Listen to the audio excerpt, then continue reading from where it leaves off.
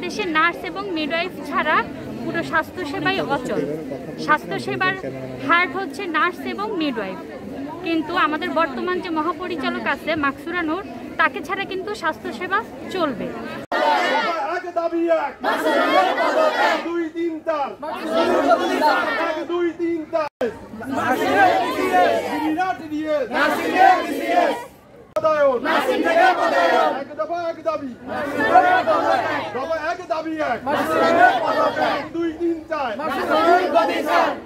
Nurse এবং মিডওয়াইফারদের গুরুত্ব অপরিসীম, কিন্তু সেই ক্ষেত্রে আমাদের কোনো মূল্য না দিয়েও মাকসুদা নূর আমাদেরকে কটূক্তি করে অনেক অযৌক্তিক কথা বলেছে।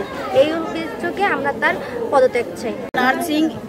নার্সিং এবং মিডওয়াইফারি অধিদপ্তর সম্পূর্ণ আমাদের নিজেদের। এখানে নন নার্স ক্যাডারদের নিয়োগ দেওয়া হয়, যারা আমাদের গুরুত্বও বোঝেন না, আমাদের মূল্যায়নও করেন না, আমাদের মাথার উপর বসে আমাদেরকে অপমান করে কথা বলেন, হেয় প্রতিপন্ন করেন। পদে পদে আমরা ওখানে গেলে অপমানিত হই, দিনের পর দিন দাঁড়ায় থাকি, আমাদের কোনো কাজ হয় না।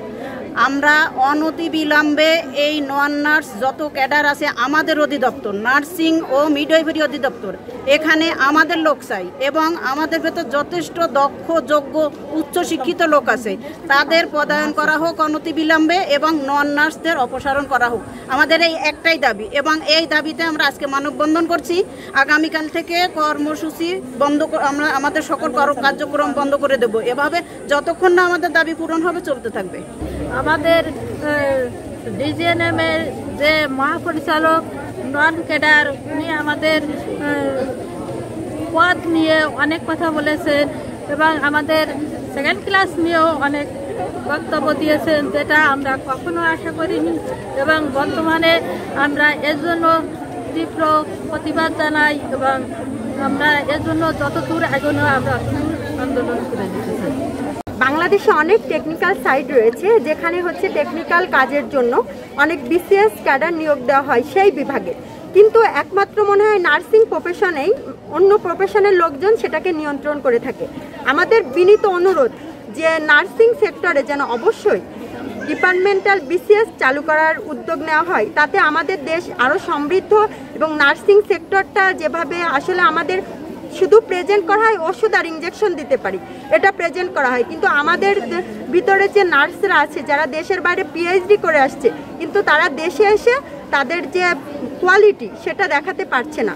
তাই আমি এবং আমাদের নার্স সমাজ সবাই চাইব যাতে এই তাদের যথাযথ মর্যাদা দিয়ে, এবং যদি সরকার চায় যে তাদের বিসিএস সিস্টেম করে, স্পেশাল বিসিএস সিস্টেম করে এইসব এমএসসি করা, পিএইচডি করা নার্সদের এই সচিব বা হচ্ছে ডিজি এসব পদে নিয়োগ দেওয়ার জন্য, আমাদের দেশের উন্নতির জন্য এটা অতীব প্রয়োজন। আপনারা ইতিমধ্যে জেনেছেন যে আমরা 250 জেলা হাসপাতাল বাগেরহাট এবং নার্সিং ইনস্টিটিউট বাগেরহাটের সকল শিক্ষার্থী এবং শিক্ষক কর্মচারী কী জন্য উপস্থিত হয়েছি। আমাদের একটাই দাবি, যখন অস্তিত্ব নিয়ে কথা ওঠে তখন আর আপোষ নেই, তখন হচ্ছে আমাদের সামনে এগিয়ে যাওয়ার পালা। আমাদের একটাই দাবি যে মাকসুরা নূরের পদত্যাগ, এক দফা এক দাবি, এক দফা এক দাবি। প্রফেশন ও নার্সদের নিয়ে ডিজিএনএম এর মহাপরিচালক মাকসুরা নূর যে কটূক্তি করেছেন, তার জন্য আমরা তার বিচার চাই এবং তার পদত্যাগ চাই।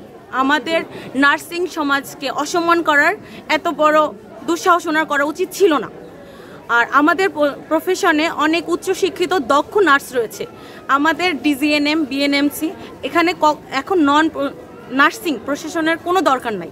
আমাদের নিজেদের নার্সিং প্রশাসনের দিয়ে ক্যাডার ওখানে বসানো যায়। আমরা সেটার জন্য দাবি জানাচ্ছি।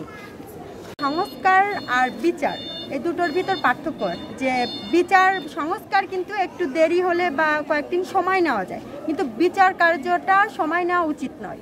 অতি দ্রুত সম্ভব, যত দ্রুত সম্ভব এই বিচার করতে হবে। আমরা মাকসুদা নূরের বিচারের দাবিতে এখানে মানববন্ধনে দাঁড়াইছি।